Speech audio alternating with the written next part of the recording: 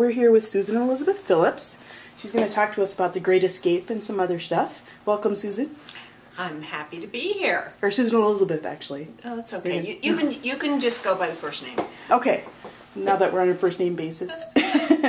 So I'm really enjoying The Great Escape. Oh, thank you. And I think it must be really cool to write Lucy's story. You know, it has, because we meet Lucy for the first time when she's 14 years old and First Lady, and she's mouthy and spunky. She's trying to protect her baby sister, but inside she is so frightened. And so we now, in The Great Escape, we see Lucy many years later. I think she's 31 or 32 in the book. And she has a huge debt to pay to Neely and Matt, who've adopted her, and she's kind of lost her way. So it was wonderful doing the connection between the mature Lucy and the 14-year-old. Mm-hmm. It's kind of like she meets in the middle somewhere, like she kind of slides back a little bit to who she was. Or does she? Well, I'm not, I'm only halfway through it, so there may be some surprises in store. Oh, well. So I thought it was really smart to write Ted's story first, so we know he already got his happy ever after, and we don't have to be mad at Lucy for leaving him at the altar. Did you plan that? Or? Yes, absolutely. Ted's story was one I had been wanting to write ever since I wrote Lady Be Good. Ted is born in my book Fancy Pants. He's a 9-year-old at the end of that book. Then we see him again at 21 in Lady Be Good. And once we meet him at 21, he's so irresistible in that book that all the readers started writing me and asking me to do his story. I couldn't come up with how I was going to do that story, however, until I met Lucy in First Lady, and I thought, oh, she's perfect for Ted. But then I couldn't write the story. I couldn't find any conflict between them. And when I was working on What I Did for Love, Meg Coranda storms into that book. She's got yak bones hanging from her ears. She's got a bindi on her forehead, shaved head. She's wearing a gunny sack. And right then I knew she was the perfect woman for Ted. Only problem was I'd already told my readers that I was going to match up Ted and Lucy. So I then had to announce to them that it was really going to be Ted and Meg. And they did not take it well.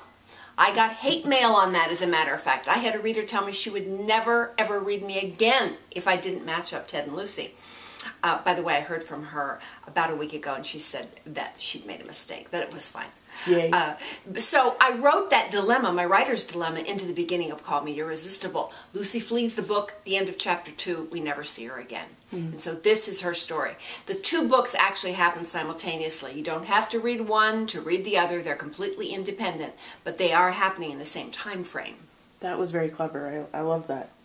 Okay, so let's talk about Lucy's story now. So where did the bumper stickers come from on Panda's motorcycle? Like, where did you come up with those I did ideas? not write those bumper stickers.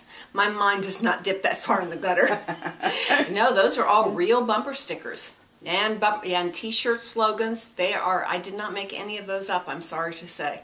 So how did you go online to find those? Or? Oh, okay. Yeah. Oh, and I probably had 20 or 30 of them that I could have used. Each naughtier than the other.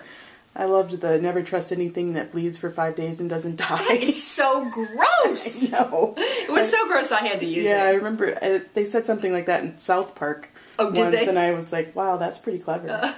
Okay, so, and Panda, like maybe I haven't gotten to the explanation for where that nickname came from. Is it explained? Or? It is not explained. However, there's a whole story behind that I'm going to be putting up on Facebook and on my website, and there will be an explanation about that. But it is not, the actual roots of that name is not explained. Oops.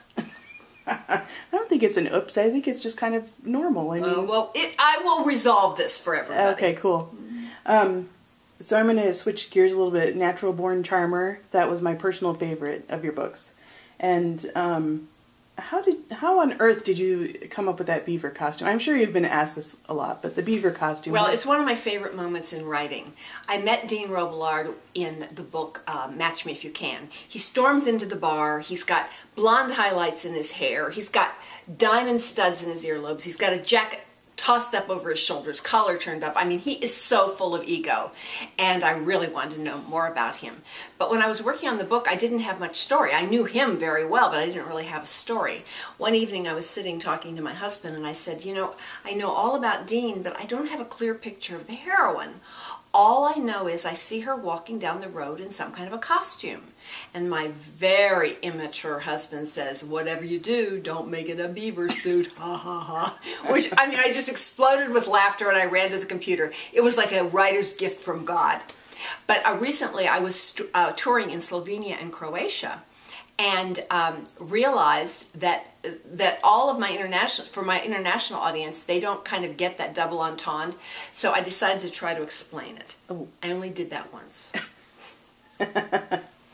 Yeah, I imagine that was pretty... It was an entanglement. That's when we need a video camera right there, when you're trying to explain it. So one of the things that struck me about that scene was the way Blue maneuvered the tail.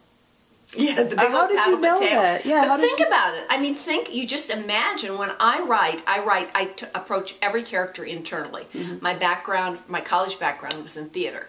That's the way I approach characterization as an actor, not as a writer. And I'm inside that beaver suit, and every time I turn around, I got this big old paddle boat tail I've got to kind of deal with. Oh, it still makes me laugh. It's been years, and it's still, whenever, you know, it's like that's just stuck with me. It was really great. So, theater background, do you have like a favorite play?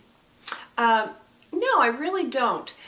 I think when I majored in theater, it was only because they didn't have a major in being a movie star, which was really my life's ambition. Writing is my backup career. Oh, yeah. Well, actually, journalism is my backup career. Writing was, yeah, but... so whose books do you look forward to when they're going to I always look forward to the new Kristen Hanna, the new Jane Ann Krentz. Lately I've been reading a lot of nonfiction. I love books by cooks and chefs, the backstory behind restaurants.